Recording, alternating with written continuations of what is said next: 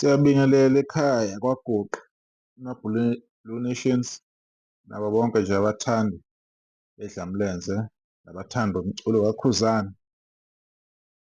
Ngenza le video ngesizathu sokuthi ngifuna sikhumbuzane ukuthi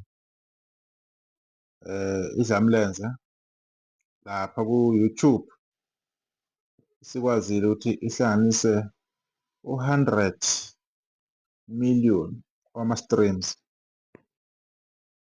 Why ngikhuluma ngale nto, why ngikuveza? Ingoba uKhuzani usuka kude nalento kwa-streaming, usuka kude eyiphusha, eyincenga, ingavumi, ayizame izizamele yonke le minyaka. Kuze kube njena uku-streama, abantu abanjengoKhuzani abaphakamisa isandla uma kumele kuvele umuntu kamaskandi ozo-leader, akhombise indlela nabanye.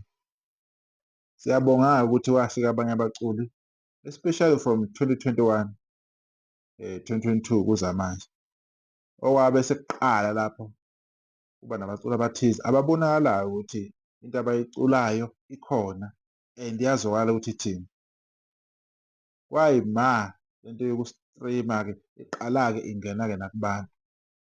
Yabe-ke isikhuphuka kakhulu ngo-2023 lapho ku-Spotify naku-YouTube ngengoma eyayithi iParis. Yayishaya oma-100K ngosuku leya ngoma, back to back, i-string abantu beyithokozela.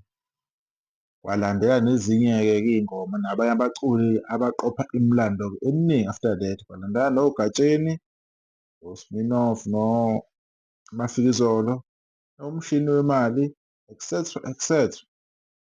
So sibonga amagalelo ensizwa yakwaMpungose ukuthi yena konke ekwenzile ekwenzela egameni likaMaskandi, ekwenzela ekuphakamiseni lo mculo, kungazeki i-direction ukuthi kubhekwephi, kuzoyiwaphi.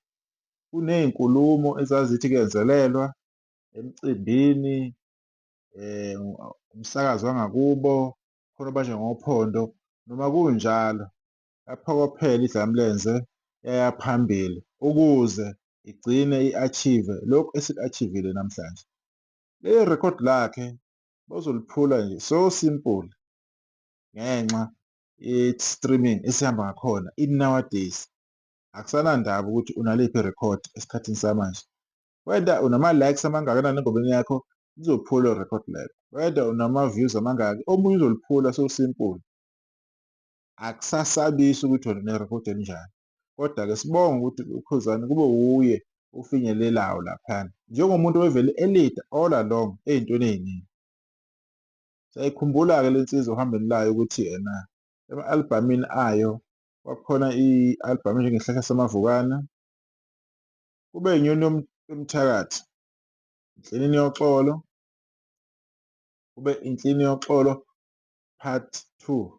Eish baba, ithini ubaba kalibhojozi? Hhayi wakhanjwa lapha, ngifuna ukudlala ngayo. Izwe likakhuba, kube inhloko nesixhanti. Ngiyacabanga kunesilingo-ke lapha-ke le ngoma ethi isilingo, ngithanda ukukholwa kanjalo. Isibuko esingafi, kunengoma lapha ethi iy'jele. Leyo ngoma leyo eyenza iy'mangaliso, okwaba ingoma kaKhuzani yokuthi angene lapha emlandweni, kwingoma yonyaka laphana. Ikuyo le-albhamu ithi isibuko esingafi. Kube inja nogodo, siyazi inja nogodo, ngavele ngamnika inkalakatha.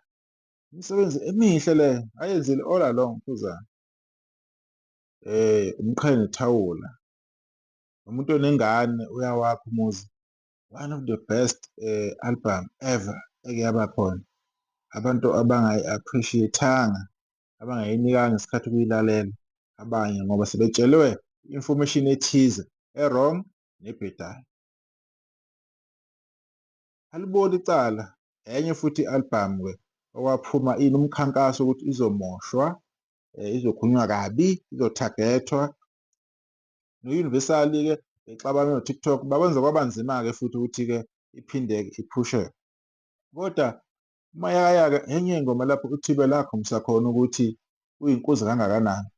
Yingakho uma uthi uyalalela Angidlali Ney'ngane ukubone ukuthi why uThibela eyingozi kanje uma eqhamuka ngaleya ndlela. Kube angidlali nezingane ekakhuzana ebese-ke kuyaphela-ke kanjalo-ke. So bekukuveza nje ama-albhamu athize, ngiyacabanga awaphelele, ambalwa nje engiwatholile engisawakhumbulayo ukuthi ena akhona. So sibonge kakhulu uKhuzani ukuthi akwazi ukuhlanganisa u-100 million wama-views.